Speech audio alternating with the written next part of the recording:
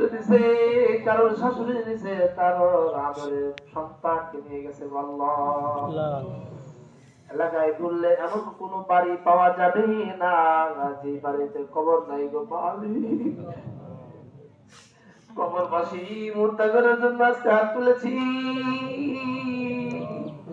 ইয়া আল্লাহ, তোমার মাঝে আর আমাদের মাঝে কোনো পর্দা নাই।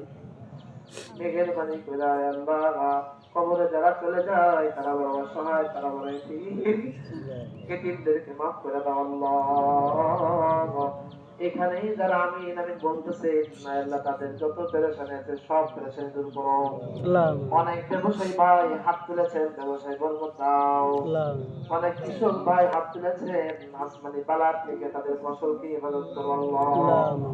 অনেক ভাই এলাকায় থাকে না, চাকরি করেন, সম্মানের সাথে চাকরি করার তৌফিক দাও।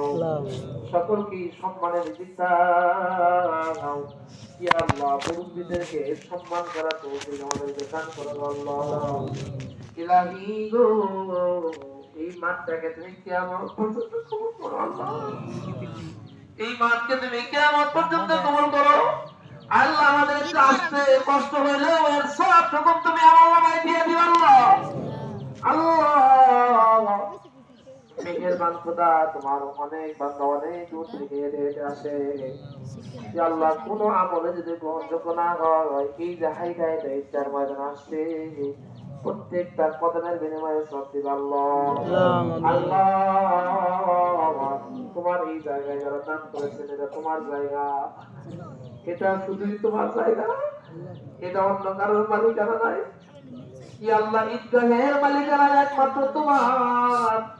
ইয়া আল্লাহ, ঈদগাহের জন্য, উম্মতের জন্য যারা দান করেছে, কেউ 5, কেউ 10, কেউ 500, কেউ 1000, কেউ 10,000, কেউ 15,000, যে যা পেরেছে সকলের দানকে তুমি কবুল আর মঞ্জুর করে নাও। বিশেষ করে আমার যুবক ভাইদের তুমি কবুল করো আল্লাহ।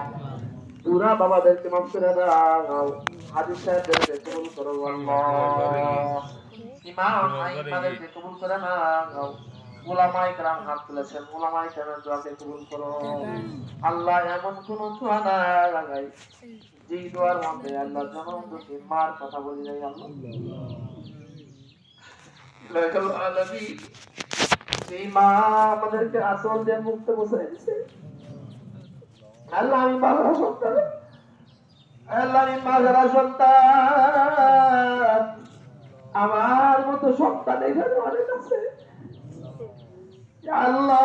যারা চেয়েছিল ঈদের মাঠে যাওয়ার আগে মার হাতের সবাই খাবে, বালাই আল্লাহ মানাই, বারবার বারবার করে মার কবরের দিকে তাকাইছে, মা আমি মনে গেলাম। এমন সন্তান জায়গায় আছে যারা মার জন্য পাগল হয়ে যায়। বলে মালিক, ইলাহি,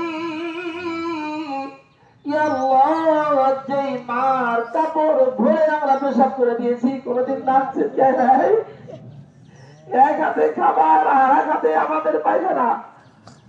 আল্লাহ, কোনদিন মা আমাদের পায়খানার বন্ধনগুলো পাই নাই। এই মা জননীকেও কিন্তু আমরা কবরে রেখে আসছি। জানি না মার কি অবস্থা। ইয়া আল্লাহ, 5টা কাপড়ের কাপড় দিচ্ছি আমরা, ওই কাপড়ের কাপড়টা পাল্টায় জান্নাতের কাপড় পরাই দিবা আল্লাহ। তুমি জান্নাতের কাপড় পরাই দিবে আমাদের মাদেরকে।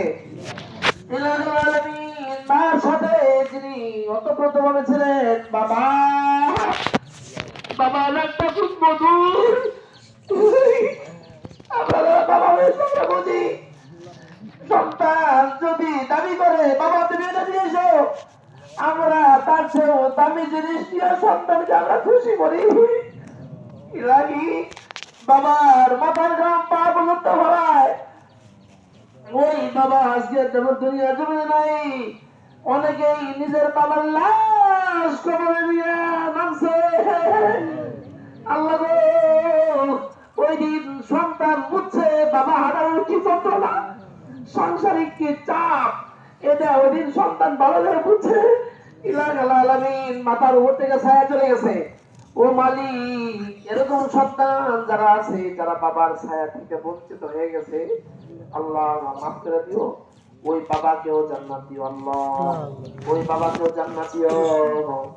নিজের মাংসটা সকলের দোয়াকে কবুল করে দাও ইয়া আল্লাহ। মুনাজাতের শেষ মুহূর্তে তোমার কাছে বলি, না জানি কোন সুবের পাশ আমাদের জন্য পাইকে গেছে গো আল্লাহ। সকলে আমাদের পাশ কাটার জন্য প্রস্তুত। না জানি কোন দোকানদার আমাদের জন্য ভারী বিক্রি করবে।